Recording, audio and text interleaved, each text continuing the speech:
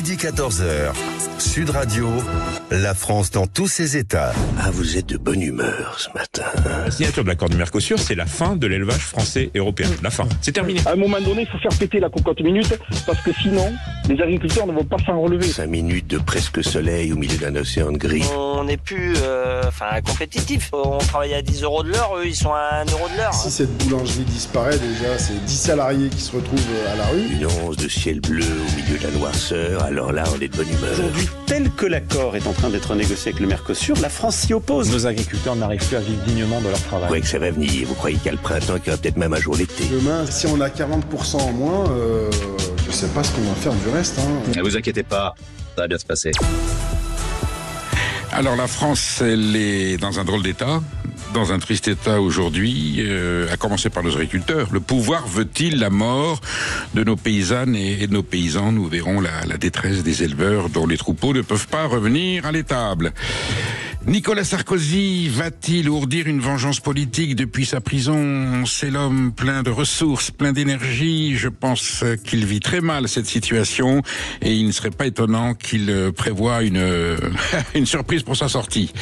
Michel-Édouard Leclerc fait appel aux consommateurs. Consommons davantage pour sauver la France. Est-ce vraiment une bonne solution? À Bobigny, ça s'appelle Bobigny le mafieux maintenant, la commune, ça a changé de nom. Voilà, il y a des gentils fonctionnaires qui font du trafic avec des titres de séjour. Et puis nous aurons la visite de Thibaut de Montbrial, avec qui nous allons savoir si nous pouvons éviter une guerre civile qui se préparait en France face à la démission de l'État, la montée de la violence, enfin voilà, l'irresponsabilité des pouvoirs publics et la cécité quelque part de la société et de certains médias face à un danger qui est en train de s'organiser de façon extrêmement menaçante. Voilà quel est le menu d'aujourd'hui. Sud Radio, la France dans tous ses états, l'humeur de Perico. Alors, nous avions le lever du roi. Vous vous souvenez, à Versailles, avec les courtisans qui venaient voir Sa Majesté qui se levait, qui faisait sa toilette.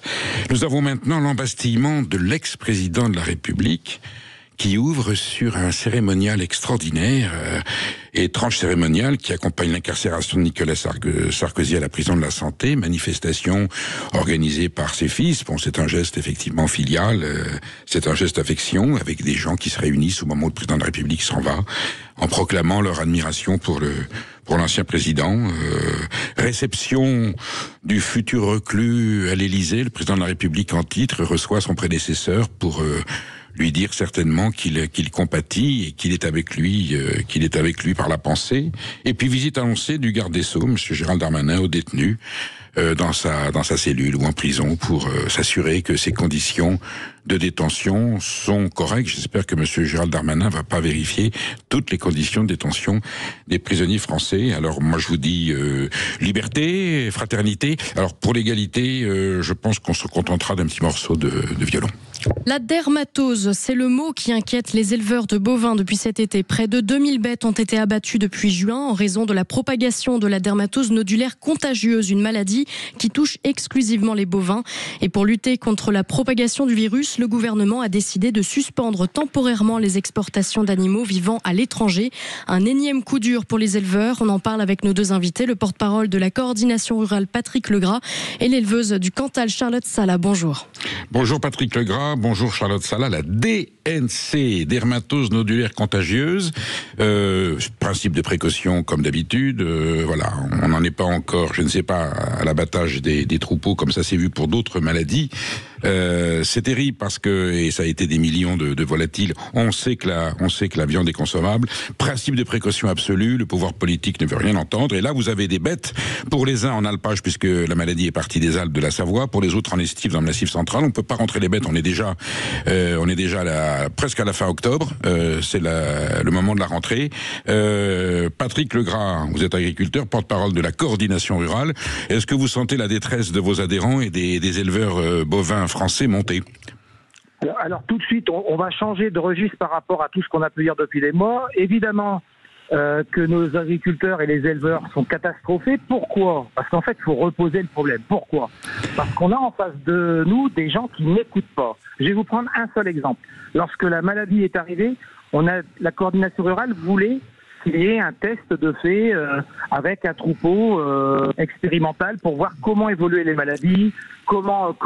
Il n'y a rien à faire. On a des gens en face de nous butés, qui sont sûrs de leur décision, qui dramatiquement ne maîtrisent pas le monde agricole ni le monde vétérinaire. Donc c'est ça le drame, c'est que ça fait depuis le mois de juin, on nous a dit que ça allait s'améliorer. Je peux même vous dire que Madame Genevard, il y a 10 jours, avant que ça revienne dans le sud-ouest, a dit que ça y est, la maladie était maîtrisée et que enfin on allait sortir du gouffre.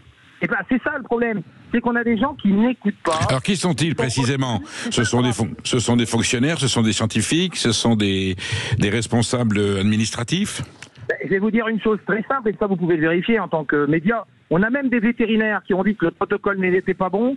Ils ont été, allez, on va pas dire réprimandés, c'est pire que ça. On leur a dit que s'ils continuaient à répondre cette information, ils ne pourraient plus exercer leur métier. Ah oui. Donc le problème aujourd'hui, voilà. Donc aujourd'hui, c'est ça le drame, c'est qu'on a en face de nous des gens obtus qui n'écoutent pas. Et là, évidemment que là, ça devient, il y a un développement qui est logique.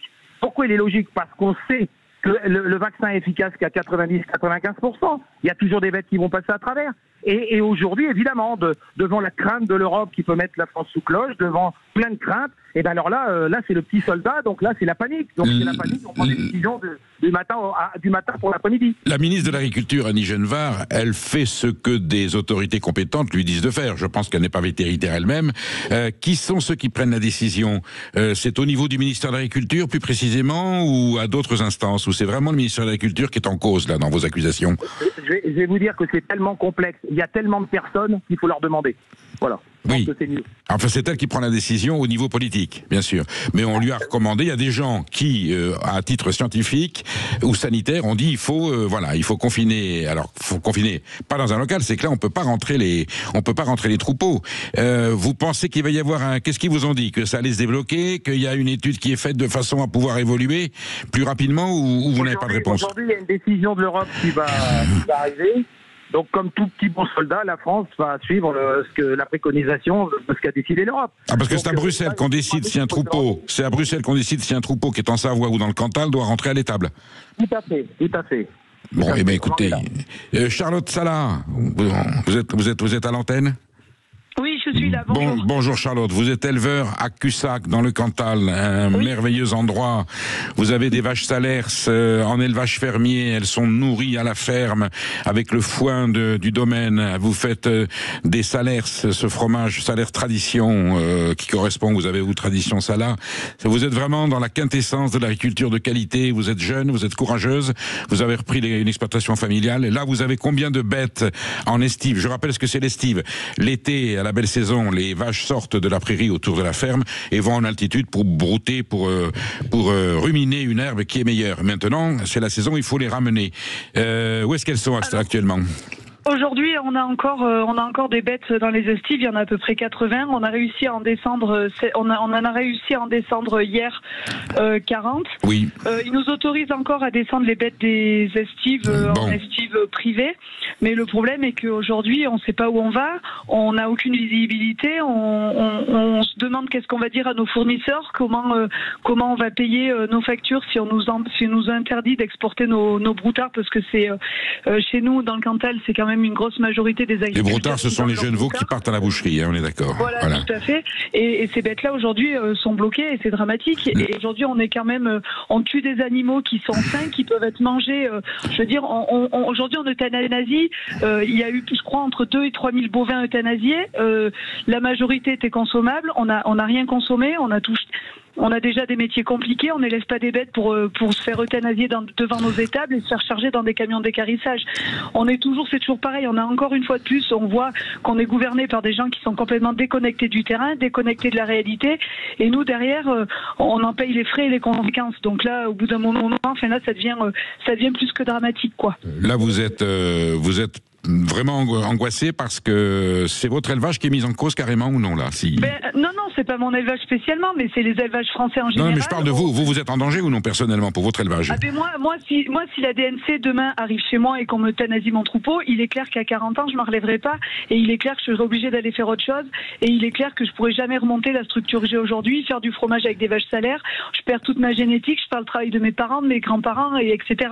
Donc il est clair que une structure comme la mienne, on s'en relèvera pas. Vous m'avez expliqué que vous ne pourriez pas retrouver, et ça arrive souvent quand on abat le troupeau, il y a une telle raréfaction aujourd'hui du cheptel bovin sur le territoire français que lorsqu'il y a un abattage et qu'on veut renouveler son élevage, on ne trouve pas les bêtes. C'est bien ça. On ne trouve plus les bêtes qu'on a ou qui ont des valeurs génétiques aujourd'hui, qui ont du lait, qui ont moi typiquement en salaire retraite, demain si ça m'arrive, c'est terminé pour moi. Je pourrai jamais retrouver le cheptel que j'ai aujourd'hui parce qu'on est très peu à le faire et c'est pareil pour les gens pour les laitières en général. Je veux dire, c'est des races à petit effectif. On tue des gens, on tue des races, quoi. Vous voyez, on tue des structures. Ah non, mais c'est un morceau. Au-delà d'euthanasie, en euthanasie quand même, on jette de la viande qui est consommable. Enfin, on marche sur la tête. Alors, je vais poser la question à Patrick Legras justement. Mais là, Charlotte Salah, vous me faites penser, c'est un morceau du patrimoine français qui disparaîtrait avec la fin de votre élevage. On s'insurge quand on vole des bijoux et c'est normal, des bijoux royaux, des bijoux historiques. Un troupeau de vaches Salers dans le Cantal aujourd'hui qui fait des fromages au lait cru, c'est un patrimoine de la culture française qui disparaît. Patrick Legras, la viande est consommable, selon ce que m'explique Charlotte Salah. Est-ce qu'on peut expliquer au pouvoir public qu'on peut quand même consommer la viande? La viande est consommable, la maladie n'est pas transmissible à l'homme. Évidemment, les bêtes qui seraient malades, évidemment, on les met de côté. Bien sûr. Et pour une ou deux bêtes qui sont malades, on abat 80, 100, 120, 150.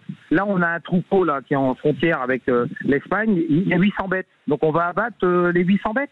Non, mais vous vous rendez compte? Alors, ce qui est énervant, c'est que, souvenez-vous, ce qui a été dit quand même par le Conseil constitutionnel il y a quelques semaines, je ne vais pas dire quelques mois. Il y a trop de bêtes en France. Il faut manger moins de viande. Et ça, derrière, vous avez l'application, alors on va dire concours de circonstances. Et vous savez, en politique, j'ai appris que le concours de circonstances, il y a des moments, ça devient pénible. Donc nous, ce qu'on veut aujourd'hui, c'est une discussion, c'est prendre des décisions ensemble. Lorsqu'on leur dit qu'il faut voir l'évolution d'un troupeau qui est à part pour voir s'il se soigne, si au lieu de tout abattre, de faire des tests, puisqu'on n'a pas tellement de recul, pourquoi nous dire non?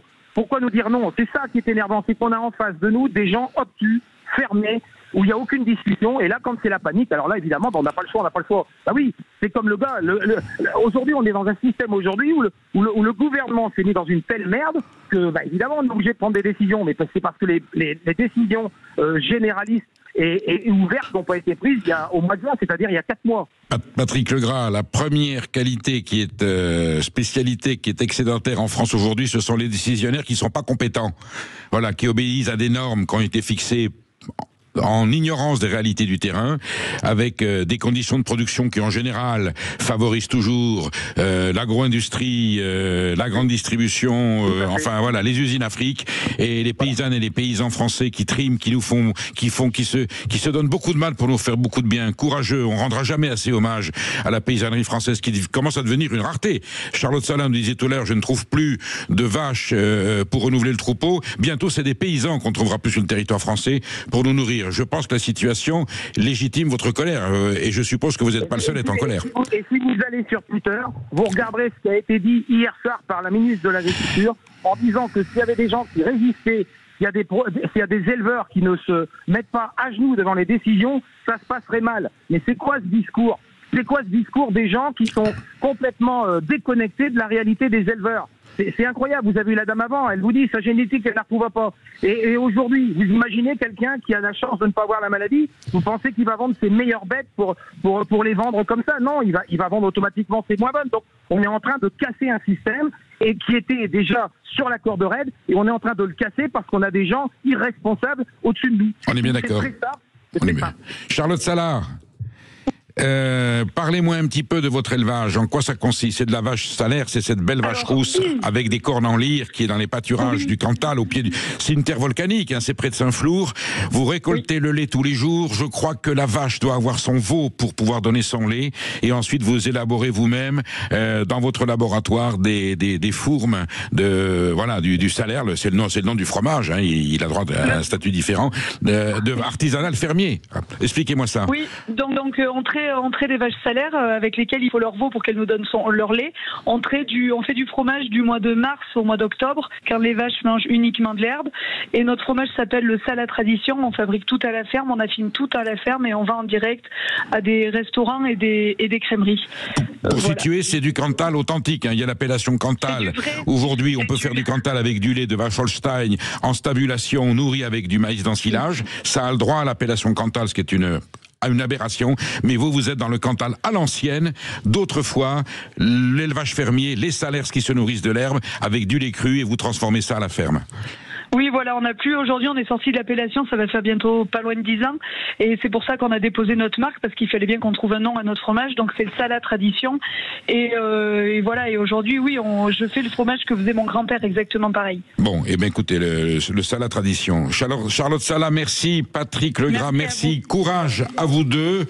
Sud Radio est à l'écoute de votre détresse, et nous serons toujours là, présents, pour vous accompagner dans le combat noble, loyal que vous menez pour sauver cette histoire de France, ce patrimoine français qui est l'agriculture et qui sont ces fromages. Vous restez avec nous parce qu'on va parler de monsieur Michel-Édouard Leclerc qui fait appel aux consommateurs. Sud Radio. Sud Radio, la France dans tous ses états, les perles du jour.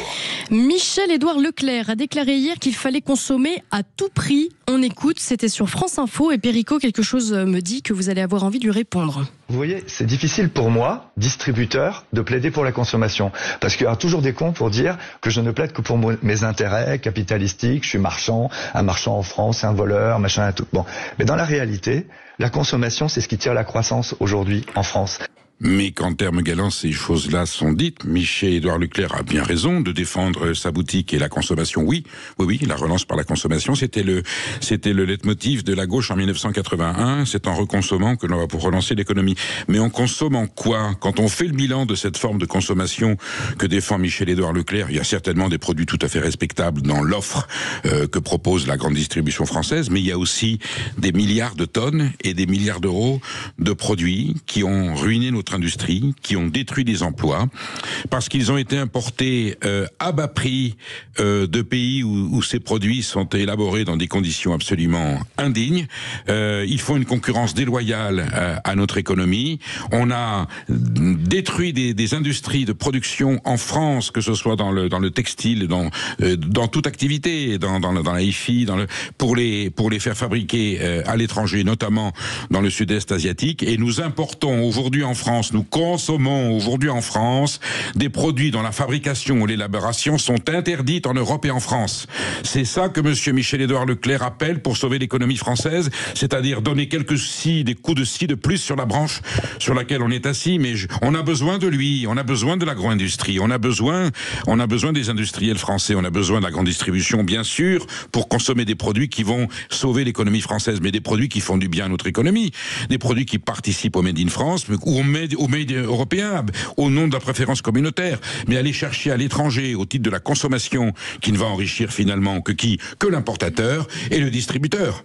Mais le producteur français, le transformateur français, eh bien lui, il reste sur le carreau si on consomme n'importe quoi, n'importe comment. Alors appel à la citoyenneté du consommateur, que le consommateur devienne un consomme-acteur, un citoyen consommateur, et qu'on achète en responsabilité, parce que lorsque l'on met la main sur un produit, eh bien on détermine l'avenir de notre pays, de notre famille, de notre santé, de notre planète. Voilà. Ayons un achat citoyen, un achat responsable, et consommons en conscience, en faisant attention à ce qu'on met dans notre assiette, dans quoi on roule, comment on s'habille et où est-ce qu'on va en voyage.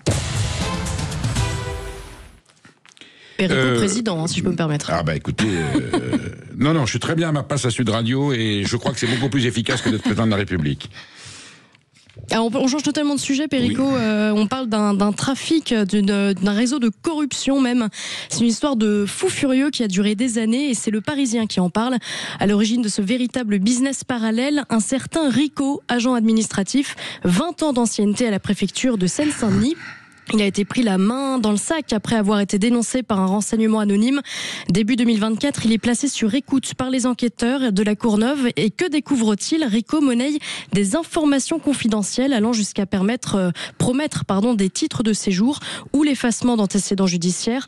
En fait, il fait miroiter à ses interlocuteurs des services qu'il est incapable d'accorder. Il est appuyé d'un faux avocat qui facture jusqu'à 6 000 € de conseils et de fausses démarches administratives. Bref, le business tourne plutôt bien. Alors, il y a quoi être sidéré parce que ce sont des pratiques qui ont toujours existé dans l'histoire, mais on connaissait ce genre de méthode dans des pays, allez, je suis très respectueux de la civilisation méditerranéenne, mais plutôt dans des pays méditerranéens à tradition mafieuse, le trafic d'influence, voilà, il y en a dans certains pays orientaux. On va dire que nos démocraties occidentales, régulées par des codes, par des principes, par des valeurs, échappaient à ce genre de pratiques parce que nos fonctionnaires sont des gens rigoureux, sont des gens pleins de moralité, pleins de conscience professionnelle, patriotes, et voilà. Et nous avons là aujourd'hui des brebis galeuses à un poste évidemment très facile. On comprend que la corruption est facile, on échange des titres de séjour qui sont très réclamés, et puis on fait un trafic d'influence. Vous savez, ça a commencé avec les indulgences de l'Église. Donc l'Église distribuait des bons points pour le purgatoire, vous voyez, virtuel, ça a provoqué la réforme. C'est ce qui a scandalisé les moines Luther et Calvin qui ont dit mais à ce moment-là cette église catholique est corrompue. Et aujourd'hui nous avons au sein de la République française des gens qui dans des préfectures monnaient des titres de séjour pour des gens qui sont en détresse, qui ont besoin de travailler. Et on suppose ensuite, si on va plus loin, est-ce qu'on continue à monnayer et à racketter des gens parce que pour qu'ils puissent continuer à être en France, est-ce qu'ils viennent tous les mois verser leur contribution comme dans certains pays mafieux où si vous avez une activité économique ou une entreprise, eh bien tous les mois vous payez à la mafia une petite rançon pour pouvoir continuer à travailler sans risque. Voilà, on en est en France aujourd'hui à la préfecture de Bobigny le mafieux. J'espère que l'État et que les services publics vont mettre de l'ordre et surtout qu'on va vérifier partout si ça se produit et que les sanctions seront exemplaires. Alors pour que nos auditeurs soient au courant et pour conclure, Perico, une vingtaine d'agents de la préfecture de Seine-Saint-Denis ont été identifiés comme potentiels complices, donc c'est quand même un gros réseau, en tout cas tentaculaire. Lors des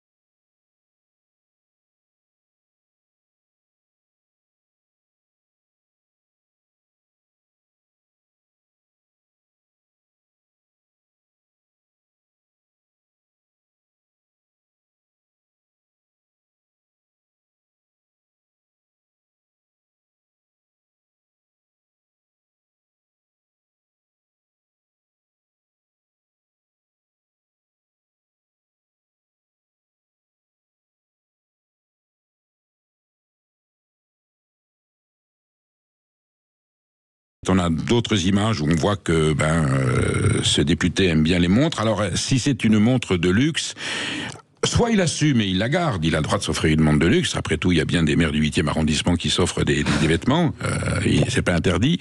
Et s'il la cache, pourquoi? Alors effectivement, faites ce que je fais, faites pas ce que je dis, ou le contraire, je sais plus quelle est la formule, mais enfin là, effectivement, il y a une hypocrisie de gauche. On peut pas fustiger les riches et avoir les mêmes pratiques et les mêmes goûts qu'eux, ou alors on l'assume. Vous voyez, que Louis Boyard nous dise, mon rêve, ça serait que tout le monde puisse. Qu'est-ce qu'il avait dit, ces gars-là?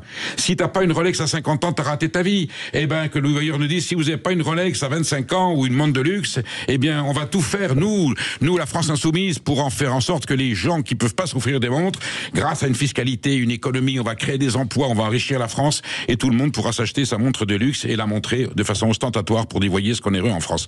Quand on cache quelque chose, c'est vrai que ça la fout mal, surtout venant de sa part. Alors, comme disait la formule, c'est quoi le socialisme? Et j'ai rien contre le socialisme, c'est donne-moi ta montre, je te donnerai l'heure. l'heure.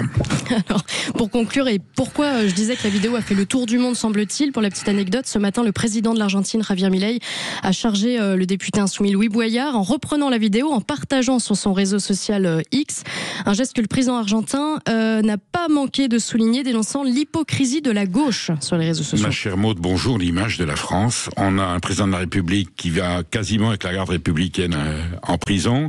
On a des gens qui prennent une nacelle pour aller voler les bijoux royaux et impériaux dans le musée du Louvre.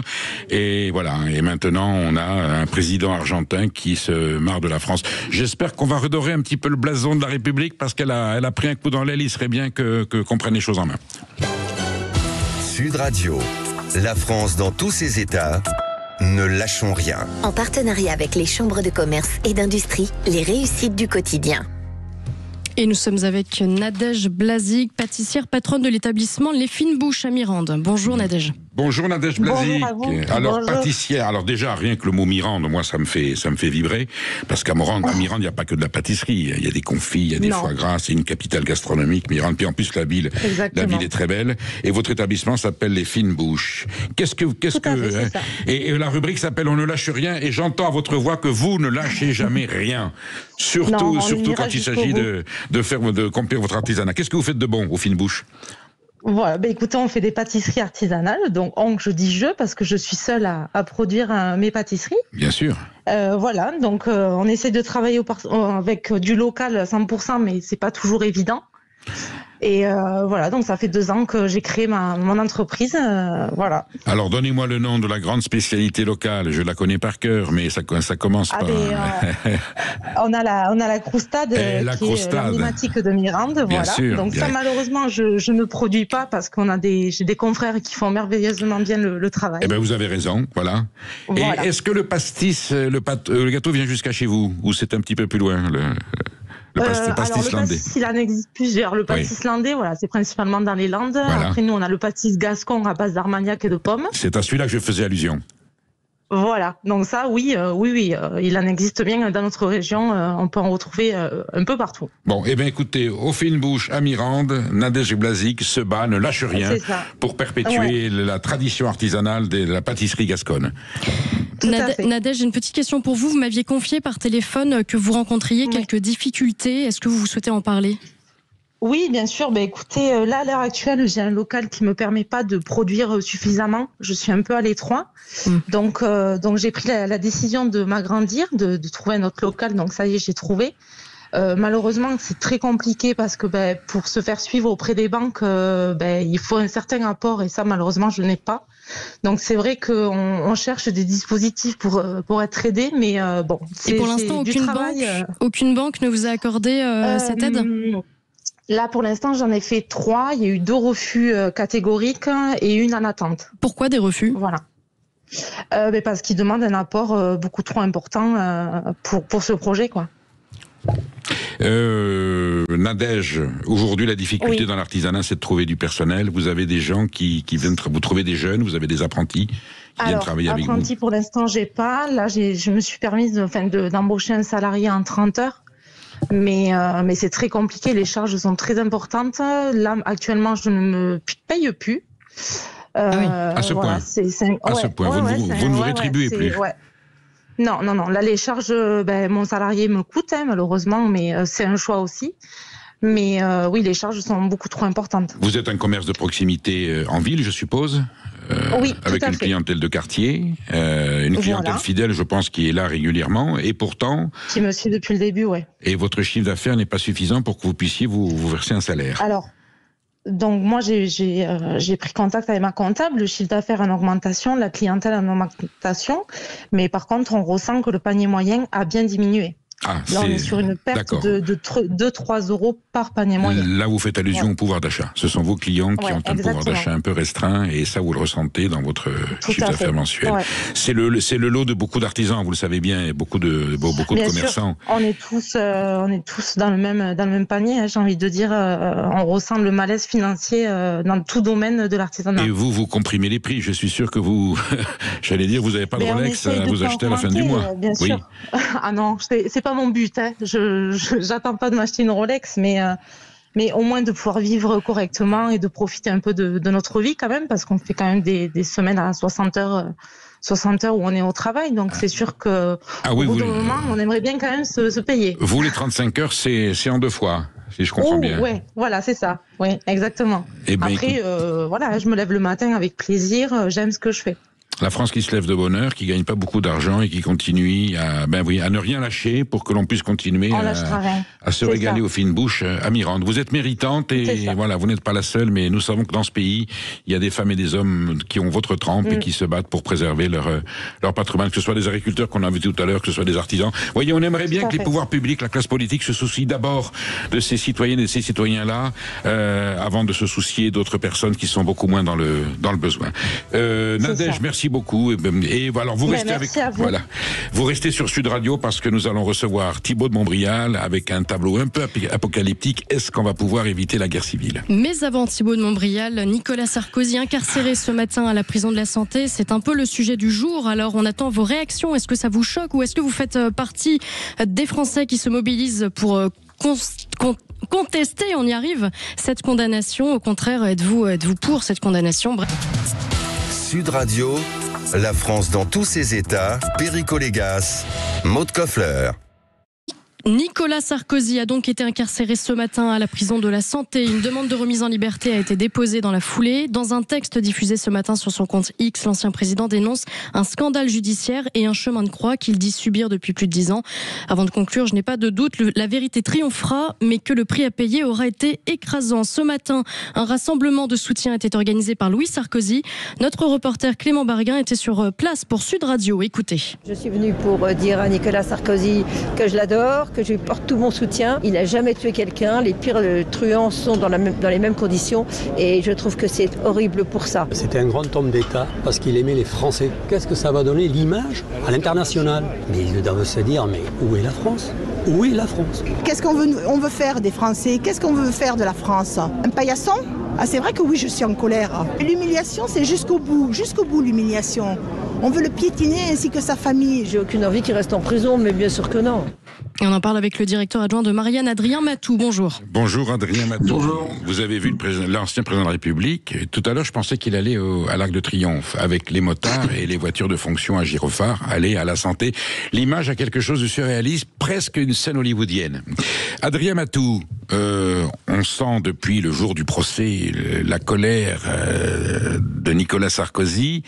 À votre avis, c'est sûr qu'il a aujourd'hui des ressentiments généraux.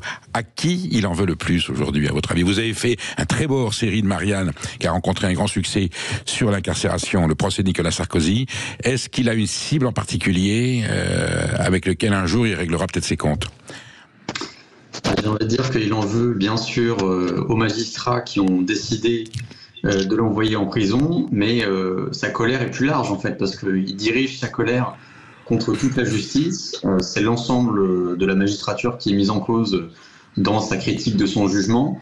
Et c'est une nouveauté parce que, alors c'est une nouveauté relative parce que ça fait quand même plusieurs années qu'on voit la droite, ça avait commencé beaucoup avec l'affaire Fillon, dénoncer les juges rouges, le complot judiciaire, mais maintenant c'est un argumentaire qui ne différencie plus le RN de la droite classique. Donc ça, c'est quand même un fait politique assez important. Pourtant, la magistrature, c'est le thème du débat depuis ce procès. La magistrature n'a fait pour l'instant qu'appliquer des lois, une législation très particulière, avec la détention immédiate, l'exécution immédiate. Effectivement, tout ça a été l'objet de débats entre juristes, entre hommes politiques.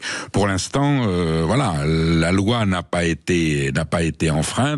Elle a peut-être été mal interprétée, mais c'est la loi qui a été votée par le Parlement. Est-ce qu'à un moment donné, un homme comme lui est censé comprendre qu'il a l'obligation, lui, de dire, quelque part, c'est pas un honneur d'aller en prison, mais j'ai présidé une république qui applique le droit et l'égalité des citoyens devant tout le monde. Il pourrait le faire, et c'est vrai que moi, je suis quand même assez surpris de cette défense un petit peu tonitruante. Il continue de marteler qu'il est innocent, que la justice l'a condamné sans preuve. Il va quand même assez loin dans sa critique de la justice. Après, il faut quand même préciser qu'il ajoute quand même qu'il se soumet au jugement. Il ne refuse pas d'aller en prison. Il affirme juste qu'il est innocent. On a le droit de penser qu'on est innocent même après avoir été condamné. Mais c'est vrai qu'il y a quand même une radicalité dans cette dénonciation de la justice qui rejoint en réalité le débat un petit peu plus large, qui est celui du pouvoir des juges, qui est celui de l'immixtion des juges dans la vie politique. Moi, ce que je trouve un peu paradoxal, c'est que d'habitude, ces critiques-là, elles se portent plutôt sur le Conseil constitutionnel ou le Conseil d'État. Là, c'est la justice de droit commun qui est visée. Et à mon avis, on rentre dans une nouvelle mise en cause de la justice avec cette séquence Sarkozy. Et l'on voit la colère, j'allais dire citoyenne, de femmes et d'hommes qui, en des termes véhéments, j'allais dire le sacralise, quoi. Il est victime d'un complot, on dirait qu'il est victime d'une injustice qui a été ourdie contre lui. C'est une vengeance. C'est incroyable que des gens qui sont en plus dans un quartier, j'allais dire plutôt bourgeois, où on aime l'ordre et la loi, tout d'un coup on ouvre une parenthèse parce que un ancien président de la République est envoyé quelques semaines, on le sait, en prison pour avoir commis des actes qui sont pas tout à fait conformes à sa fonction. Ça vous étonne qu'il y ait une réaction citoyenne comme ça des gens de la rue? Vous savez, Christopher Lasch avait écrit un bouquin qui s'appelait La révolte des élites. Tout à fait, chef-d'œuvre. C'est un petit peu ça. C'est vrai que c'est un peu la manifestation des vestes en velours côtelé et des mocassins, qui correspond à la sociologie de la droite LR. Après, il faut pas non plus quand même tout à fait mépriser cela, parce qu'il y a quand même un soupçon qui est porté sur la justice, qui est qu'en gros, si je résume à gros traits, elle laisserait en pleine nature les délinquants de droit commun qui commettent des violences, des vols, et par contre elle s'acharnerait sur ses adversaires politiques. Et c'est vrai qu'il y a quelques quand même décisions, notamment par exemple celle de l'exécution provisoire. Là je ne parle pas du jugement contre Nicolas Sarkozy. Non, mais le principe de l'exécution provisoire qui suspend l'appel, c'est extraordinaire. L'appel qui est un droit fondamental est suspendu par l'exécution provisoire. On avait déjà vu ça avec Marine Le Pen, qui a été condamnée à une peine d'inéligibilité. Donc là, c'est vrai que le caractère subjectif du jugement et la justification parfois un petit peu hasardeuse de cette exécution provisoire nourrissent le soupçon d'une justice à deux vitesses. Ça, pour le coup, c'est quand même ça dépasse les frontières du 16e arrondissement. La faute à qui, Adrien Matou? La faute à qui? À l'affaire Cahuzac, la gauche avait tellement mauvaise conscience d'avoir un ministre qui avait dit les yeux dans les yeux qu'il n'avait pas de compte secret, qui finalement l'avait, qui a dû avouer en public qu'il avait menti au Parlement, au gouvernement, au président de la République. Alors du coup, on a pondu une loi dans la vitesse en disant maintenant, on n'attendra pas que l'appel vienne ou vienne pas, on mettra le coupable en tôle tout de suite. C'est venu de là, une précipitation politique parce qu'on avait mauvaise conscience, c'est bien ça. Ouais, en fait c'est une séquence de long terme, c'est-à-dire qu'on rentre dans une nouvelle ère. Dans les années 80 et 90, c'était l'inverse, on avait l'impression que pas un politique ne pouvait être mis en cause et aller en prison pour ce qu'il avait fait. On avait l'impression qu'en gros la corruption, quand elle concernait les politiques, n'avait aucune conséquence. On est rentré dans une nouvelle ère parce qu'il y avait une vraie colère justifiée des Français face à ce sentiment d'impunité. Et maintenant, j'ai l'impression que on veut laver plus blanc que blanc, on veut être sévère, on veut qu'il n'échappe pas à la prison. Peut-être que dans certains cas, ça va un petit peu trop loin. Je ne sais pas si la société française a vraiment besoin que Nicolas Sarkozy passe quelques semaines à la santé. Mais c'est des débats complexes. J'ai l'impression qu'on est passé peut-être d'un excès à l'autre.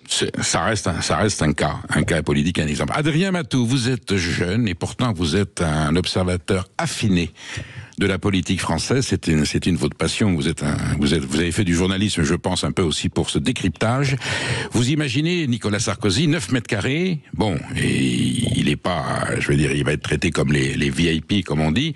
Je ne pense pas qu'il va passer ces quelques semaines de incarcération à se tourner les pouces, à jouer à réussite ou à faire des mots croisés. Je pense qu'il va réfléchir à sa sortie, et tel qu'on le connaît, c'est quelqu'un qui est un petit peu et c'est quelqu'un qui a du tempérament, éventuellement peut-être un petit peu rancunier. On sait que ses amis l'ont dit, il pardonne pas la trahison, il pardonne pas à ceux qui l'ont lâché. Est-ce que vous pensez que là, il pourrait ourdir, j'allais dire, une redéfinition, redessiner le paysage politique tel qu'il se présente dans cette situation cacophonique? Est-ce qu'il va essayer de manigancer quelque chose, ou de susciter ou d'engendrer, j'allais dire, un phénomène politique qui pourrait redistribuer la carte du paysage politique français? Moi, je pense qu'il peut avoir un vrai rôle, qui ne vient pas faire que lire le Comte de Monte Cristo qu'il a emporté en prison. Il y a tout un débat aujourd'hui, d'ailleurs, Marianne va y consacrer son prochain numéro, autour de l'union des droites. C'est-à-dire qu'en gros, vous avez toute une partie du paysage intellectuel de droite qui dit qu'il faut maintenant que le RN, LR et Reconquête se mettent sous la même bannière pour proposer une même offre politique qui serait libérale, identitaire et conservatrice. Et vous avez ceux de l'autre côté, à LR comme au RN, qui défendent plutôt l'idée qu'il faut conserver les frontières entre ces barrières politiques. Et il me semble que Nicolas Sarkozy, sans jouer un rôle de premier rang, peut symboliquement faciliter cette union des droites. Et je m'explique. Il a quand même bien noté que Marine Le Pen l'avait soutenu après son jugement. Tout à fait. Sans doute parce que Marine Le Pen voyait qu'il y avait des similitudes entre l'exécution provisoire des deux et le sentiment d'un acharnement judiciaire. Mais il faut pas oublier que juste avant ce jugement, début septembre, Nicolas Sarkozy avait donné une interview au Figaro dans lequel il disait que le RN faisait partie de l'arc républicain et qu'il fallait arrêter, si on lisait un petit peu entre les lignes, le cordon sanitaire contre le RN. Donc voilà, il y a toute une préparation mentale, notamment dans le cas potentiel d'un second tour entre la gauche et Marine Le Pen ou Jordan Bardella en 2027, qui ferait que peut-être que les LR se dirigeraient plutôt vers le RN, soit avec une alliance, soit avec une consigne de vote, soit avec une participation à un futur gouvernement. En tout cas, tout ça est dans l'air, et je pense que Nicolas Sarkozy pourrait jouer un rôle là-dedans. Il est vrai, Adrien Matou, que l'épisode Bruno Retailleau, la rivalité avec Laurent Wauquiez, et du coup, alors que Bruno Retailleau avait réussi peut-être à reconstituer une image du Parti républicain, tout ça est en train de partir à volo par cette rivalité assez courante dans le parti de la droite entre deux chefs, que donc les perspectives présidentielles du Parti républicain se sont bien amenuisées avec le récent épisode de la sortie du gouvernement. Est-ce que vous pensez que ça serait l'occasion pour Nicolas Sarkozy de dire allez, on efface tout, on recommence, on refait une grande famille des droites comme ça existait dans le passé. Le Rassemblement national, il est bien dédiabolisé. Voilà, il est bien. C'est pas Thomas Ménager, Monsieur Chenu ou Monsieur Tanguy qui vont faire un putsch fasciste. Voilà. D'ailleurs, les Français en général et surtout les Français de droite sont pour cet axe républicain. Et est-ce que vous pensez que le fait que Nicolas Sarkozy soit allé en prison va ouvrir une nouvelle perspective pour la droite et que ça pourrait porter Marine Le Pen ou Jordan Bardella à l'Élysée un jour parce qu'il est allé en tôle avec les motards qui l'accompagnent? Alors, je ne sais pas si la causalité est aussi directe que vous suggérez, Perico, mais en tout cas, ce qui est sûr, c'est que Nicolas Sarkozy, c'est quelqu'un qui voit beaucoup de monde, c'est quelqu'un qui consulte, qui n'a jamais arrêté de faire de la politique, même depuis qu'il ne participe plus au jeu, à la compétition électorale. Et il va clairement faire passer le message, alors dans le cas le plus radical, qu'il faut faire l'union des droites. Moi, je pense pas qu'il ira jusque-là, mais en tout cas, il va faire passer le message que le RN n'est plus persona non grata, qu'il n'y a plus de cordons sanitaires qui tiennent, qu'il n'y a plus de fronts républicains qui tiennent, et que la droite française, si elle veut avoir un avenir, parce qu'il faut quand même dire que LR est quand même dans une situation très précaire. LR participe au gouvernement depuis maintenant 3 ans, qu'on a l'impression qu'ils sont aux affaires, mais ils ne le font que parce qu'ils ont une position de pivot entre le centre justement et le RN. Si le centre, les macronistes et Édouard Philippe s'effondrent lors des prochaines élections, il y aura quand même une très forte tentation pour LR de s'associer avec le RN, sachant que les différences idéologiques avec le RN ne sont pas non plus colossales, on les exagère beaucoup. Moi, je pense que Nicolas Sarkozy ne voudra pas quand même être le président, l'ancien président qui pousse LR dans les bras du RN, mais qui va fortement inciter LR à continuer de jouer un rôle, peut-être en influençant le RN, peut-être en le rendant plus libéral, peut-être en le rendant moins souverainiste. Merci Adrien Matou. En tout cas, on retient la leçon. Attention, un ex peut en cacher un autre. On n'est jamais à l'abri d'une surprise. Adrien Matou, à très bientôt. Je pense qu'on aura l'occasion de vous réinviter pour parler de ce sujet. Sommes-nous à la veille d'une guerre civile au bord du chaos? La France est-elle au bord du chaos? On en parle avec Thibaut de Montbrial, avocat, président du CRSI, dans un petit instant. Et si vous souhaitez lui poser des questions, 0826 300 300, on est avec lui jusqu'à 14h. À tout de suite. Sur Thibaut de Montbrial, bonjour. Vous présidez le centre de réflexion sur la sécurité intérieure. Vous êtes un gendarme de réserve, élément essentiel au débat que nous allons, face à face que nous allons avoir. Tous les patriotes vous connaissent, voilà, tous ceux qui aiment la France savent que vous l'aimez aussi, vous le proclamez de façon ostentatoire, et vous êtes un observateur avisé, bien sûr de la vie politique française, mais des questions de sécurité, et surtout vous avez un jugement très précis sur les résignations de la République et peut-être les solutions qu'il faudrait avoir. Vous publiez aux éditions de l'Observatoire Le choc ou la chute, hein, on se soumet ou on se démet, voilà. Et vous avez écrit précédemment Le sursaut ou le chaos et Osons l'autorité. C'est une trilogie assez cohérente. On va y venir. Je viens tout de suite à la fin de votre livre. Je voudrais terminer ce livre par 3 messages particuliers. Je vais citer le premier. Le premier est destiné à tous ceux qui pourraient être tentés de caricaturer ma pensée en estimant que j'exagère ou pire, que je tords la réalité. J'affirme effectivement que la réalité se rapproche de plus en plus de ce que vous avez imaginé, prescrit ou décrit depuis quelques années. Ce livre, c'est un cri d'alerte. Mon premier livre en 2015, c'était Le sursaut ou le chaos. Oui. Il y a des gens qui disent oui, mais alors le sursaut ou le chaos, ou le choc ou la chute, c'est pareil. En fait, il y a une grande différence. C'est que j'ai écrit Le sursaut ou le chaos en 2015 sur l'islamisme. Et c'était concentré sur l'islamisme. Là, aujourd'hui, le choc ou la chute, c'est beaucoup plus large. C'est sur toutes les questions au sens large de sécurité qui touchent la France, c'est-à-dire sécurité, justice, immigration, et même j'aborde la question de la souveraineté, de la dette, des problématiques d'insuffisance économique. Comme le sursaut et le chaos n'ont pas été bien lus, du coup, vous en êtes au choc ou la chute. C'est la conséquence de cela. Parce que l'assiette, la base dont on parle est malheureusement beaucoup plus large. Alors pourquoi est-ce que c'est un livre, vous avez dit quelque chose qui est important, sur le réel. En fait, il y a 2 grandes sources de réel sur lesquelles je m'appuie. La première source, elle est objective, c'est les statistiques. Il y a énormément de statistiques sur tout un tas d'éléments de Je vais les citer. Alors, si vous les citez tous, on en a pour une demi-heure. Non, j'ai pris les principales qui sont révélatrices de la situation à laquelle nous sommes confrontés. Mais après, je vous parlerai de la deuxième source de réalité. Oui. Ah non, allez. Oui. La deuxième source de réalité, c'est mon expérience personnelle de rencontres sur le terrain. Vous avez dit, je suis avocat, je suis président du Centre de réflexion sur la sécurité intérieure et je suis officier de la réserve opérationnelle de la gendarmerie et je fais une dizaine de jours de réserve par an. Et donc, j'ai pris ces 3 sources professionnelles de rencontres avec les Français. Avec le CRSI, j'ai fait 31 réunions publiques où j'ai vu plus de 5000 personnes, et en particulier des élus locaux, mais aussi des citoyens qui viennent me voir et on échange.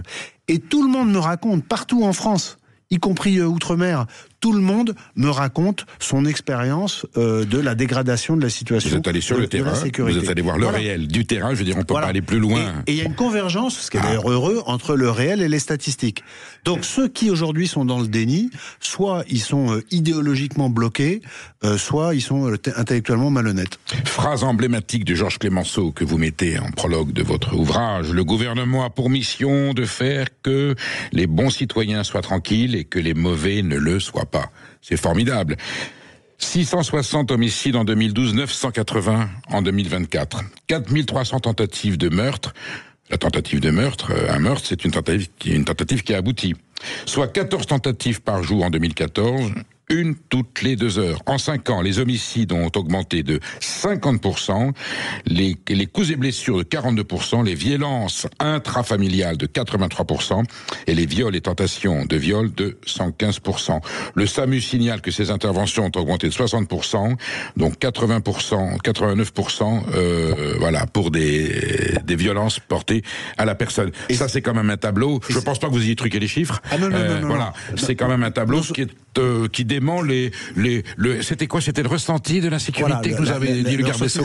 Moi, quand j'entendais l'autre jour, enfin il y a 2-3 mois, Éric Dupond-Moretti dire que là, il n'y avait pas plus de violence qu'aujourd'hui. D'abord, c'est sidérant parce que c'est pas un observateur, c'est quelqu'un qui a été garde des Sceaux pendant 5 ans, donc il a eu accès au réel ça dépend où on habite, aux premières loges. En tout cas, il avait les statistiques.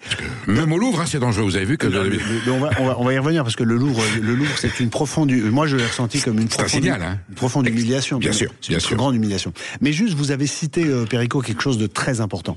Vous avez cité, j'ai mis à la fin de la recension statistique les chiffres du SAMU. Pourquoi ?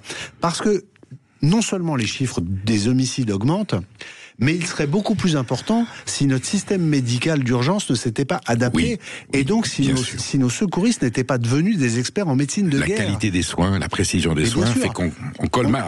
Il y a le pansement. On sauve aujourd'hui sur le terrain des victimes de tentatives d'homicide qui seraient mortes il y a 10 ans. Vous voulez dire que cette situation d'insécurité, il y a 10, 15, 20 ans, ça aurait été le double de morts peut-être? J'en sais rien. Oui, enfin, mais plus de morts. En tout cas, encore plus.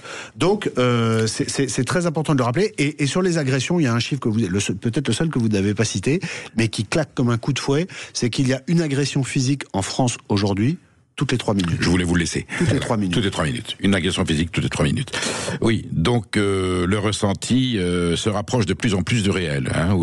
Non, mais le problème, c'est qu'à un moment...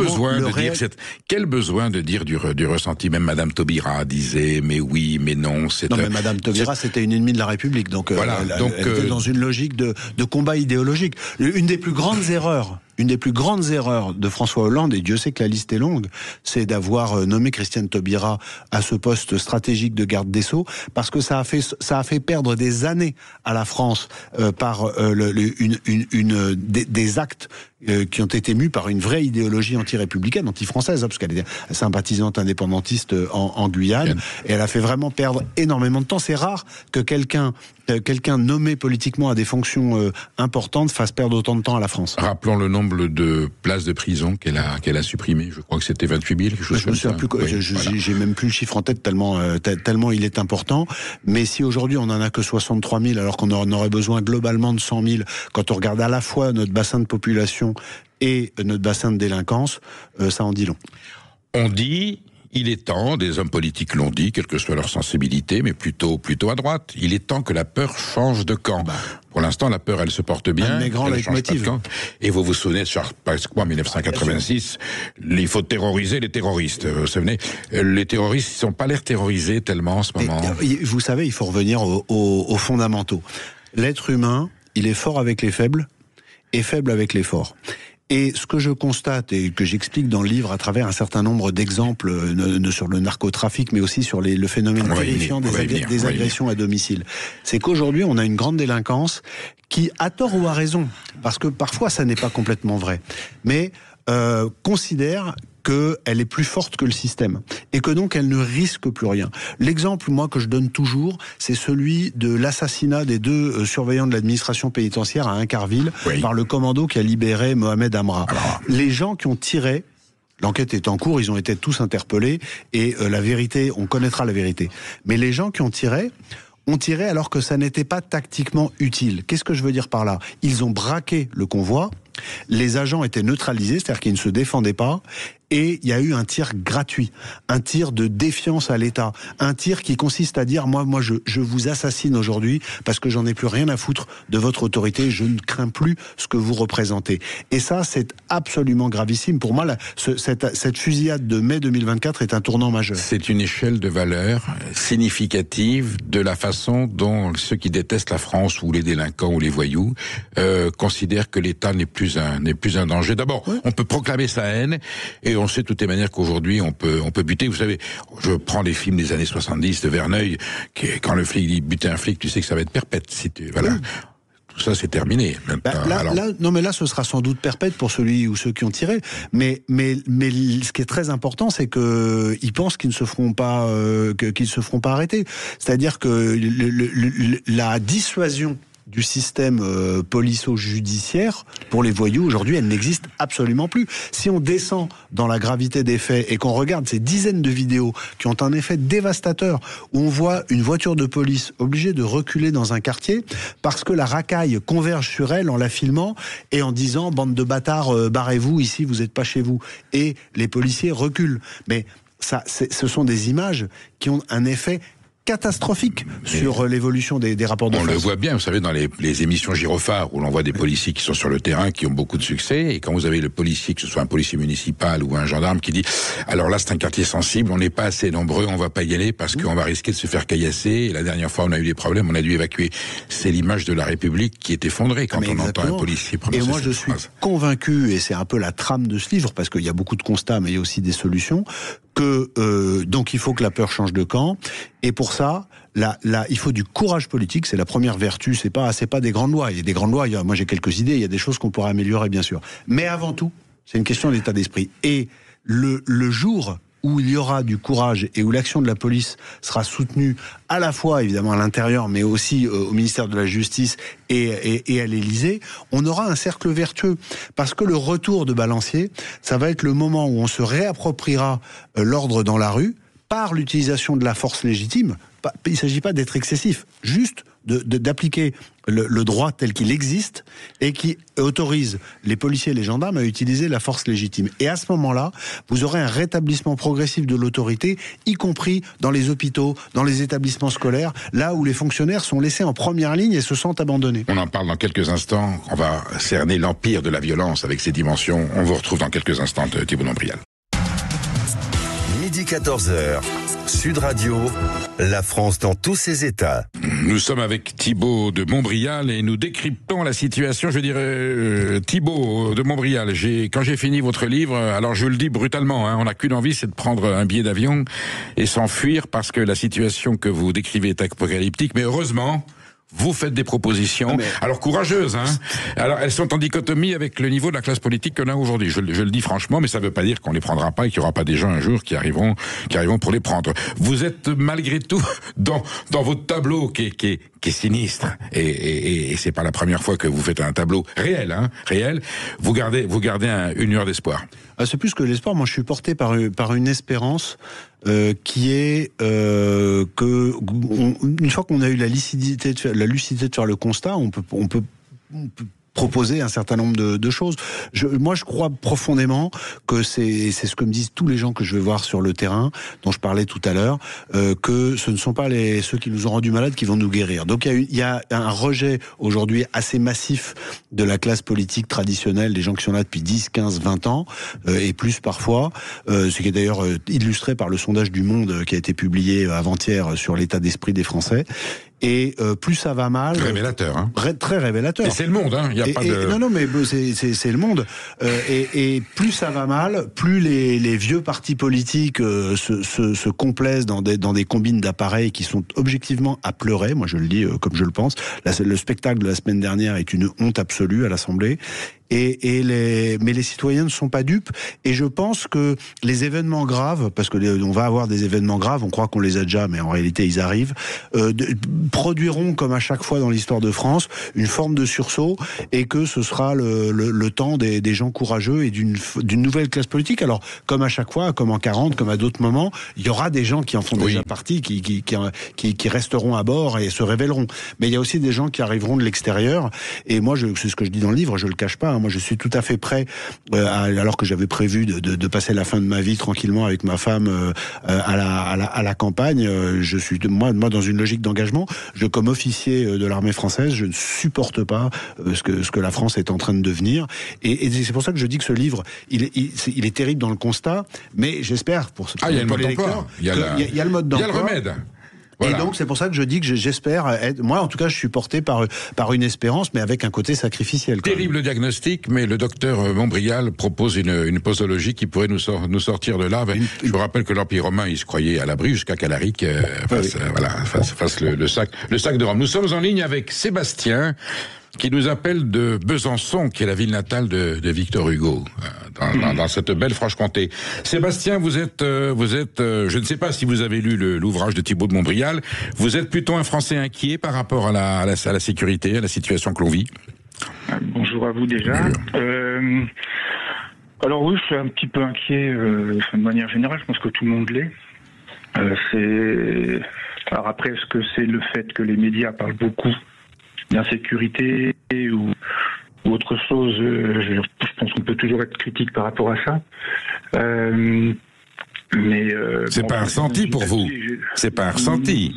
Je vis dans une petite ville de 3500 habitants, donc on n'a pas trop ce problème. La Franche-Comté est apaisée. Voilà. Alors je sais pas si ça apaisait Besançon, les choses empirent un peu. Je pense que un peu moins à Besançon. Voilà. Mais moi, ma question était plus, il y a quelque temps, j'ai lu un livre de Nicolas Senel, je ne sais pas si vous connaissez, qui a écrit un un ouvrage qui s'appelle Holy Wrath, donc la colère sainte. C'était dans les années 2005-2006 au Danemark, et il avait fait une proposition à l'époque de limiter en fait l'immigration de manière inversement proportionnelle à la représentativité des étrangers qui viennent dans le pays dans les prisons danoises. Donc en gros, plus une nationalité est représentée dans les prisons danoises, nationalité étrangère évidemment, moins on doit faire venir de ressortissants, enfin en tout cas faire de l'immigration de ces pays-là. Sujet sensible qui est... Ouais, c'est un sujet qui a valu un peu de polémique à Éric Zemmour, qui est allé un petit peu sur ce terrain-là à un moment donné. Ouais, mais alors, le Danemark, ils ont adopté une politique d'immigration assez sévère par rapport aux standards qu'on connaît en Europe. Qui n'est pas un pays fasciste, je rappelle le Danemark, on est d'accord. Justement, c'est ça moi qui m'intéresse, c'est que c'est pas du tout un pays fasciste, c'était même plutôt un pays plutôt à gauche. Et la question que j'ai, c'est est-ce que déjà Thibault de Montbrial pense que c'est une idée intéressante? Et la seconde question qui vient tout de suite après, c'est si cette idée est intéressante, est-ce qu'aujourd'hui l'Europe, notre appartenance à l'Europe et les standards légaux de l'Europe nous empêcheraient de mettre en place une politique de ce type ou pas? Thibault de Montbrial, est-ce qu'on peut créer un baromètre de l'immigration en fonction de la population carcérale? Le baromètre existe puisque toutes ces statistiques sont publiques. Merci Sébastien pour cette question qui est une question intelligente. Il faut dissocier deux choses. D'abord, il y a les chiffres sur les étrangers, ce que sont les gens qui sont étrangers. Il y a 26% des détenus qui sont étrangers. Pour, je le rappelle, à peu près 10% d'étrangers en France. Donc un quart de la population carcérale n'est pas française. Donc, ça veut dire que déjà, de ce seul fait, vous avez un lien entre l'immigration et la délinquance. Je le dis au passage. Oui. Statistiquement, c'est établi. Et on peut expliquer pourquoi. C'est souvent des gens qui ont des conditions de vie. De ce seul fait. Et ça, après, on peut décliner ce que disait Laurent Nunez quand il était préfet de police de Paris, ce qu'a dit la préfète de Lyon cet été, etc. Tout ça est acquis au débat, n'en déplaise à ceux qui ne veulent pas voir ou qui ne veulent pas qu'on voit. Une fois qu'on a dit ça, il y a un deuxième sujet. C'est les gens qui ont eu la double nationalité. Après, il y a un troisième sujet. C'est les gens qui sont français, mais qui sont directement issus à une ou deux générations de pays d'immigration, ce qui pose la question de l'intégration. Oui. Et or, on ne peut pas faire comme si, et trop souvent les politiques le font, quelqu'un qui acquérait la nationalité française, par un effet magique, perdait toute son histoire, ses racines et sa culture. Ça n'est pas vrai. C'est beaucoup plus compliqué que ça. Donc, le diagnostic est possible avec le chiffre des étrangers, mais ensuite, il est déjà beaucoup plus flou. Maintenant, pour répondre à la question, je pense que en réalité, le problème migratoire, le déséquilibre migratoire en France, il est avec les pays dont les ressortissants sont de cultures différentes. Donc c'est les pays du Maghreb et d'Afrique subsaharienne. L'immense majorité des problématiques, c'est ça, avec aussi les ressortissants afghans qui ont culturellement une très grande difficulté à vivre en France, notamment dans le rapport aux femmes. Une fois qu'on a dit ça, et rappeler pour finir avant la réponse qu'il n'y a que 15% d'immigration légale qui est une immigration de travail, c'est-à-dire tout le reste n'est pas une immigration de travail, moi je pense, et les règles européennes, Sébastien, nous le permettent, qu'il faut réduire drastiquement la part de chaque grand type de visa d'immigration, c'est-à-dire le regroupement familial, c'est-à-dire l'accès l'immigration médicale et évidemment les étudiants. Donc, qui sont les trois grands champs de l'immigration. Ça a commencé un petit peu, à entendre certains responsables politiques qui auraient un début de prise de conscience. Oui, mais il faut le faire massivement. C'est-à-dire qu'il faut, moi je pense qu'il faut diviser par 4 ou 5 sur chacun de ces grands champs. Pourquoi ? Parce que c'est bien au-delà de la question de la délinquance. Il y a un déséquilibre manifeste. Vous avez vu Laurent Nunez, moi je suis proche de lui, c'est quelqu'un que j'aime beaucoup, mais de l'entendre dire hier à la télévision que sur question, je crois que c'était sur LCI, qu'il y avait que il était coincé aux entournures, visiblement. Il a mis 1 minute à répondre à la question quelle est votre évaluation du nombre d'étrangers en situation irrégulière. Il a fini par dire entre 200 et 300 000. Quand Gérald Darmanin était ministre de l'Intérieur, il disait entre 600 et 700 000 il y a 3 ans. Que je sache, je n'ai pas l'impression que ça ait beaucoup baissé. Il vient d'être nommé Thibault de Montbrial. Donc oui, mais on est incité à la prudence. C'est le réel. Et la question du, vous savez, les gens sont toujours rassurés quand les autorités disent la vérité telle qu'ils la vivent. Et moi, je pense que 200 ou 300 000, c'est en Seine-Saint-Denis, pour tout vous dire. Donc, c'est pas en France. Et pour ça, mais il faut le dire, parce que de le dire, c'est pas mal. C'est se donner les moyens ensuite de prendre les mesures. Si c'est la vérité, c'est pas mal. Et on peut rectifier s'il y a une erreur, c'est pas un problème. Maude. Thibault de Montbrial, ce constat, Éric Zemmour le faisait aussi en 2022 lors de sa campagne. Et vous évoquiez tout à l'heure les partis dont les Français en ont marre. En gros, les partis qui font n'importe quoi, les jeux d'appareils, etc. Vous parliez de figures qui pourraient émerger. Pensons par exemple à 2027.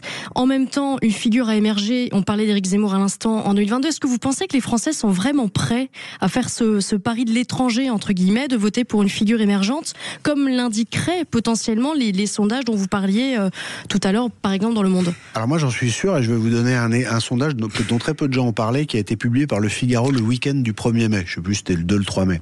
La question était une question ouverte, c'est-à-dire contrairement à d'habitude où on donne une liste et où les gens choisissent, la question c'était qui souhaitez-vous voir élu Et est arrivée en tête Marine Le Pen avec 10%. Ensuite, c'est Édouard Philippe avec 7. Ensuite, c'est Jordan Bardella avec 4. Et tous les autres sont en dessous de 2. Et aucun des noms qui circulent actuellement, 53 ou 57%. Je me souviens plus de 50%. Donc, vous avez la réponse à votre question dans ce sondage. Ce que je pense, c'est que s'il n'y a pas d'événement de rupture, la force aujourd'hui des partis qui sont dans un entre-soi décalé de la réalité des Français fera qu'on aura un candidat qui sera dans les moins de 10% de souhait si on s'en tient à ce sondage. Mais pour peu que les choses, que le système soit un peu secoué par un événement de sécurité, un événement économique ou toute autre cause d'accident, et Dieu sait qu'elles sont nombreuses, je pense qu'il est tout à fait possible qu'il y ait l'émergence ou le regroupement, soit l'émergence d'un ou d'une candidate auquel on ne pense pas aujourd'hui, soit le regroupement de gens dont on ne pense pas aujourd'hui qu'ils pourraient se regrouper, soit d'ailleurs les deux. Vous êtes bien sur Sud Radio. Appelez-nous surtout au 0826 300 300 pour réagir à ce face-à-face avec Thibault de Montbrial. Restez surtout avec nous parce que nous allons parler de manipulation sémantique. Est-ce qu'on met bien les bons mots sur la réalité des faits ou est-ce qu'on les maquille ? Le face-à-face. Nous sommes avec Thibault de Montbrial, auteur du Choc ou de la chute aux éditions de l'Observatoire, et nous décryptons les réalités de la République en termes de sécurité et de confiance dans nos institutions. Thibault de Montbrial, inversion et manipulation sémantique, c'est le titre d'un de vos chapitres. Alors je vous pose la question, la France a peur de sa police ? Est-ce que c'est dangereux de sortir dans la rue quand on croise un policier ? Et puis racisme d'État, islamophobie. Est-ce que où est le curseur ? Ce qui est très intéressant, c'est que dans le débat public, la maîtrise des mots est fondamentale. Je vais citer Lénine, non pas par adhésion, mais parce qu'il avait quelques formules. Il a dit de très belles choses. Et il a dit, faites-leur. Il a dit notamment à propos du vocabulaire utilisé en politique, faites-leur manger le mot, vous leur ferez avaler la chose. Et il y a plusieurs expressions ou mots auxquels je m'attaque dans le livre. Il y a l'islamophobie, qui est la façon dont les islamistes, par laquelle les islamistes essayent de nous empêcher de critiquer l'islam politique en faisant croire que c'est de la discrimination religieuse. Qui marche. Il faut répéter aux gens qu'il faut refuser d'utiliser le mot islamophobie quand on sait pourquoi il a été mis dans le débat public. Autant la discrimination des musulmans est détestable et condamnable, autant l'islamophobie en tant que telle que les islamistes essaient de nous l'imposer, ça n'existe pas. Eh bien, moi, le mot dont je voulais vous parler aujourd'hui, vous y avez fait allusion, c'est l'expression que l'extrême gauche utilise et que la presse de gauche utilise de violence policière. Les violences policières, je vais peut-être en faire bondir quelques-uns, mais ça n'existe pas. Pourquoi ?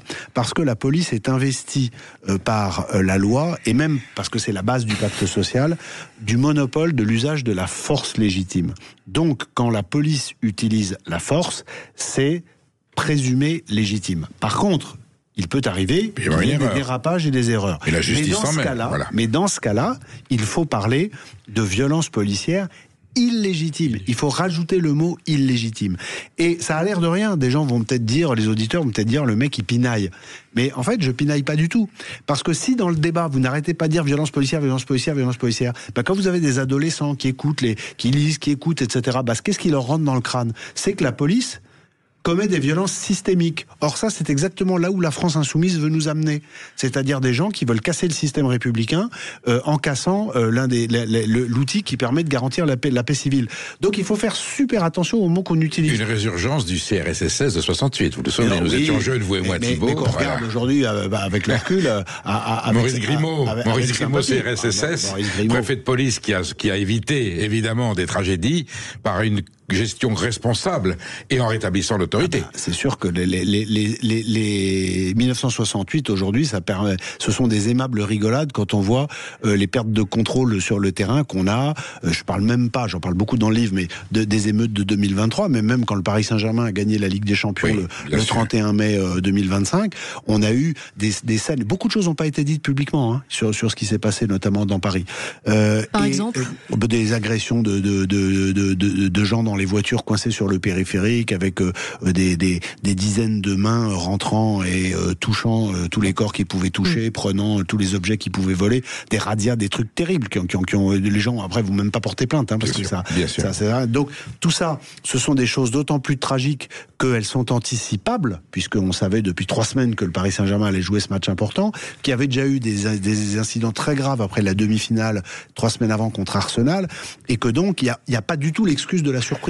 Donc bref, on a une situation sécuritaire qui est considérablement dégradée, et sur les violences policières illégitimes, il faut d'abord rappeler qu'elles sont extrêmement peu nombreuses. Elles sont peu nombreuses, et que contrairement à ce que disent beaucoup de gens dans le débat public, aujourd'hui, non seulement la police et la gendarmerie ne sont pas systématiquement violentes, mais quand on regarde concrètement chaque événement pour lesquels il y a une question qui se pose, elles sont en réalité toujours en deçà de la limite que la situation leur permettait d'atteindre dans l'usage de la force, parce qu'il y a une grande retenue, d'abord par l'entraînement, mais aussi par la crainte des plaintes qui sont systématiquement déposées par notamment des associations et des avocats militants. Paradoxe démocratique, Thibault Nodrial, je discutais plusieurs fois avec des responsables politiques italiens et espagnols de gauche, connaissant la situation en France, me disant si notre police, si les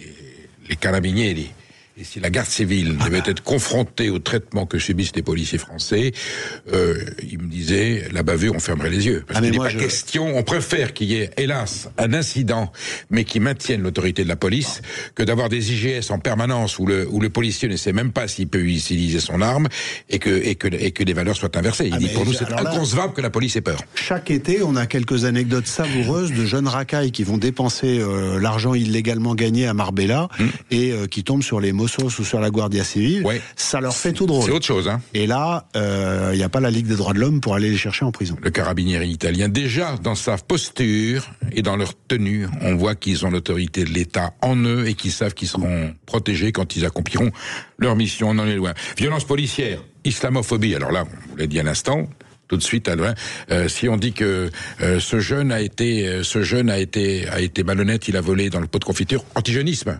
Tu détestes les jeunes. Voilà. C'est l'inversion accusatoire, voilà.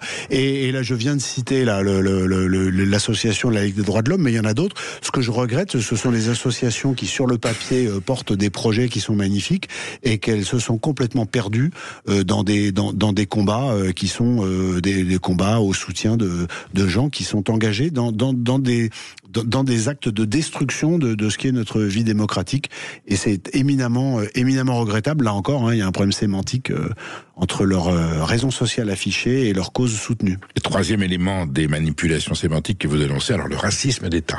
On a un État, la République française aujourd'hui, qui est confrontée justement peut-être à la plus belle immigration, je parle en masse, de l'Europe occidentale, est un État raciste. Oui, ça c'est très intéressant, parce que quand on lit les grands penseurs islamistes depuis notamment depuis la création des Frères musulmans en 1927, on se rend compte que ça fait partie d'une stratégie. C'est-à-dire le fait de casser l'intégration de l'immigration, qui est dans la logique d'une immigration, une immigration qui s'installe dans un nouveau territoire. La logique, c'est qu'elle en adopte les lois et les mœurs. Or là, l'idée, c'est de casser ça en utilisant un cycle qui est parfaitement décrit, notamment par un type qui s'appelle Al-Souri, qui a écrit L'appel à la résistance islamique mondiale en 2005, qui dit il faut le cycle de provocation-victimisation. Et l'idée, c'est de renvoyer les jeunes de les essentialiser vers leurs racines musulmanes et donc en appuyant sur le volet politique, l'islamisme. Et donc, ce faisant, c'est ça qui est raciste. Ça veut dire qu'un jeune, parce qu'il viendrait d'un pays ou d'un continent qui ne serait pas la France ou l'Europe, serait de ce seul fait astreint et contraint de ne jamais devenir français. Et c'est pour ça que dans mon livre, je tends la main aux jeunes issus de l'immigration. Je félicite et j'encourage tous ceux qui veulent jouer le jeu de la République à intégrer. Et il faut qu'on les aide aussi à s'intégrer, mais parce que sinon, ils seront immanquablement attrapés et manipulé par tous ceux qui veulent là encore casser la Alors justement, République. Il y a un des éléments qui vous désole, c'est la communication hors sol. L'État est le réel, et vous dites même quand l'État joue contre son camp, et page sans presse, vous dites « Je veux dénoncer ici une mécanique répétée par laquelle l'État, tout en affichant sa volonté de fermeté, finance et organise lui-même les conditions de son échec, paradoxe si ancré qu'il en est devenu invisible ».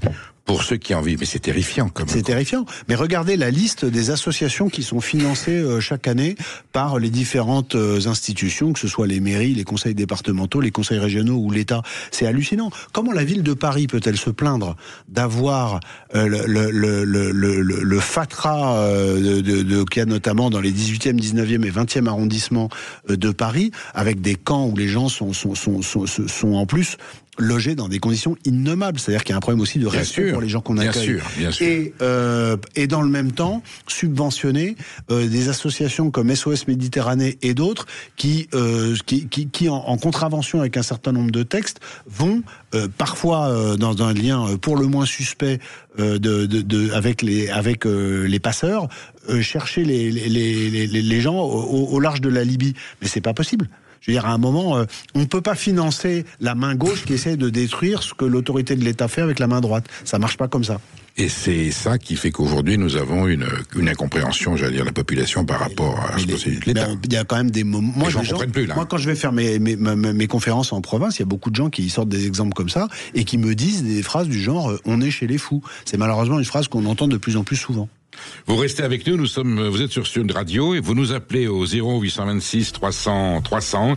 Restez dans quelques instants parce que nous allons voir avec Thibault de Montbrial, comment le 7 octobre est un tournant tragique en relation entre la communauté nationale et puis les Juifs français et même le rapport au Proche-Orient qui s'est invité dans la vie politique française. Et puis nous essaierons de savoir, là visiblement la France se dirige vers une guerre civile. Je pense que Thibault de Montbrial a des solutions peut-être pour l'éviter. À tout de suite. Midi 14h, Sud Radio, la France dans tous ses états. Nous sommes avec Thibault de Montbrial, auteur du Choc ou la chute, édition de l'Observatoire. Maude Koffler a envie de vous poser une question. Thibault de Montbrial, vous avez un engagement militaire avec la réserve opérationnelle de la gendarmerie nationale. Vous avez un engagement professionnel et juridique, avocat, un engagement de lanceur d'alerte en quelque sorte avec le CRSI.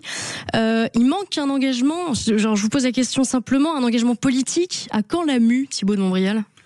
C'est pas un secret que la mue est en cours.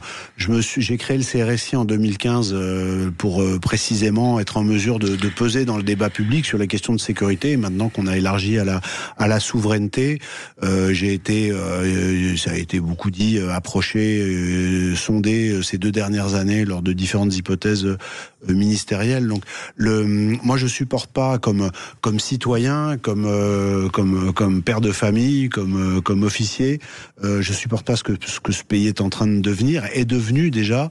Et vous savez, les gens qui ont combattu pour la France, toutes les siècles passés, les gens qui étaient à Verdun dans les tranchées, ils nous regardent là où ils sont. et ils nous obligent. On peut pas laisser ce pays. Ils ont l'impression d'être morts pour rien. Est-ce qu'ils sont morts pour que ça finisse comme ça? Ils sont pas morts pour rien. Non, bien sûr que non, à l'époque. Ils sont pas morts pour rien parce que après eux, il y a eu des années formidables, bien etc. Sûr. Mais on est en train de tout gâcher. Quand je dis on, il y a un gâchis collectif et il faut faire très attention parce que vous savez, ça fait 80 ans qu'il y a la paix en Europe et on a complètement perdu l'habitude de la violence sur notre territoire. On pense que c'est la norme. On pense que c'est la norme. Or, c'est un accident de l'histoire. Il n'y a aucune raison que ça continue.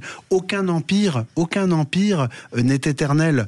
Et l'empire de l'Europe occidentale, il n'est pas éternel. Je sais que vous voulez qu'on parle... Si, la globalisation heureuse que nous promet Alain Minc, on va parler du choc du 7 octobre, notamment dans la vie politique française. Mais pour finir de répondre à Maud, moi, je prendrai toute ma part. On verra comment, on verra avec qui, on verra jusqu'où.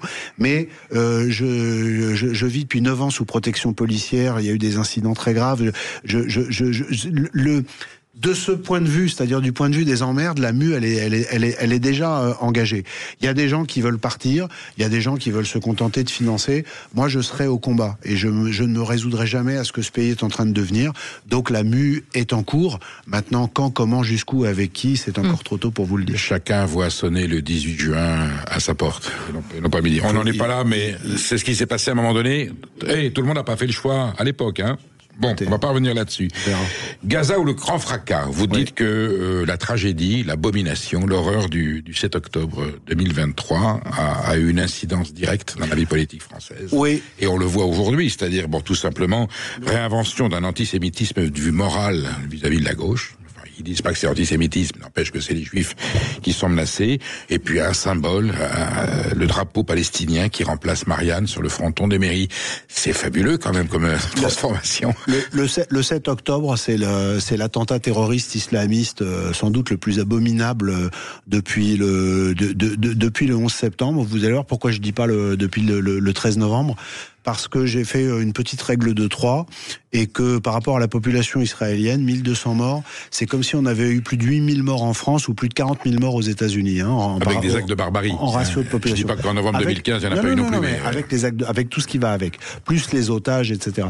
Bien au-delà du choc pour Israël, le 7 octobre a eu 2 grandes répercussions immédiates. D'abord, ça a libéré instantanément l'antisémitisme d'extrême gauche, qui est un antisémitisme qui se fonde avec ceux de nos compatriotes ou des immigrés arabo-musulmans qui détestent les juifs et qui sont évidemment utilisés par l'extrême gauche et notamment la France insoumise. C'est pas le massacre, c'est la réplique de l'État d'Israël. Non, mais même avant. Non, mais justement, Perico, ce que je vous dis, c'est que dès le 7 au soir et dès le dimanche 8 octobre au matin, on a vu que ça explosait. Quand vous regardez les statistiques du ministère de l'Intérieur sur les actes antisémites en France, il y a une multiplication. Alors, acte de joie de ceux qui, en France, pour des raisons que l'on sait, détestent les juifs. Acte de joie, mais acte antisémite au sens caractérisé par des plaintes, etc. Il y a eu une augmentation exponentielle, mais dans les jours qui ont suivi, bien avant que l'armée israélienne rentre à Gaza, bien avant. Et deuxième indicateur qui va avec le premier sur l'antisémitisme, mais qui le dépasse par son ampleur, c'est que symboliquement, vous savez, il y a des dates symboliques dans l'histoire. Et symboliquement, pour moi, le 7 octobre, c'est la première fois que les islamistes du monde entier ont pris conscience de ce que nous étions faillibles, nous les Occidentaux. C'est-à-dire que la toute-puissance israélienne, avec ses moyens technologiques, son armée, son argent, elle a été mise à genoux en quelques heures. Eh bien, dans les yeux de tous les islamistes occidentaux, en Europe de l'Ouest, aux États-Unis, eh bien, on a lu que cette action les galvanisait. Et aujourd'hui, avec des gens comme Rima Hassan, avec l'extrême ambiguïté, pour ne pas dire plus, de la France insoumise, et il y a des pages entières d'exemples dans mon livre sur le sujet, eh bien, vous avez un drapeau qui est le drapeau palestinien, qui est devenu l'identité et le symbole de la haine de l'Occident et de la convergence des luttes entre l'ultra-gauche et les islamistes pour nous vaincre Et il faut écouter les choses. Vous savez, quand nos ennemis disent les choses, il faut les entendre. Il ne faut pas se réfugier. Avec cet amalgame que le drapeau palestinien, si ça incarne le droit au peuple palestinien de constituer un État, c'est une chose. Ce n'est pas pour cette raison qu'il est. Mais c'est parce qu'il a été, c'est parce qu'il n'a plus aucun. Il est même dévoyé. Mais il est complètement dévoyé. C'est exactement ce que je dis. Il n'a plus aucun lien avec la cause palestinienne elle-même. C'est devenu un symbole, c'est devenu un étendard de lutte au sein de l'Europe. Regardez, on a un tout petit peu de retard par rapport à l'Italie et à l'Espagne ces dernières semaines. Les émeutes qu'il y a eu, qui ont conduit à des interruptions de compétitions sportives, à des interruptions d'événements artistiques, et on y arrive en France. Et je pense que nous allons arriver malheureusement assez vite à des assassinats, parce que la violence autour de cette question monte sans arrêt, et je crains que dans les mois qui viennent, nous ayons des assassinats de personnalités sur ce fondement idéologique. Vous voulez dire que le 7 octobre et la lecture qui en a été faite par certains partis de gauche et par les islamistes a engendré, je fais une métaphore, un Munich mondial. Oui, ils capitulent. Voilà. Donc ils préfèrent. Regardez la position française. Ils préfèrent renoncer à se battre pour sauver la paix. Ils auront le déshonneur et la guerre. Ah, mais c'est sûr, parce que il y a une chose qui est certaine, c'est que quand vous êtes attaqué, quand vos ennemis vous désignent, si vous vous laissez faire, si vous refusez de vous battre au sens le plus large, on est dans l'allégorie. Je parle pas de se battre physiquement, je parle de se battre par tous les moyens que nos institutions permettent encore de mettre en œuvre. Mais ce que vous considérez comme éventuellement de la bienveillance, de l'apaisement, en face, ça n'est que lu comme de la faiblesse. Et donc vous n'empêcherez pas quelqu'un qui veut venir vous vaincre, vous ne l'empêcherez pas par autre chose que la combinaison de, bien sûr, vos institutions et de la détermination à les mettre en œuvre par tous les moyens s'il le faut. J'ai intitulé votre présence à cette antenne, la France se dirige-t-elle vers une forme de guerre civile? Risque-t-on la guerre civile? Quand on lit votre livre, la France, le choc ou la chute, on peut penser que les conditions de la guerre civile sont réunies et on a assisté à quelques scènes quelquefois de guerre civile. Vous dites pour autant, ce n'est pas inéluctable, le pire n'est pas sûr, mais il faudra beaucoup de courage pour mettre en place les moyens d'éviter cette guerre civile. Je suis très frappé par ce que me racontent les Libanais, les Algériens sur les années 90 en Algérie, les Bosniens sur le fait qu'en 1984 on avait les Jeux Olympiques à Sarajevo et en 1990-91 c'était la guerre.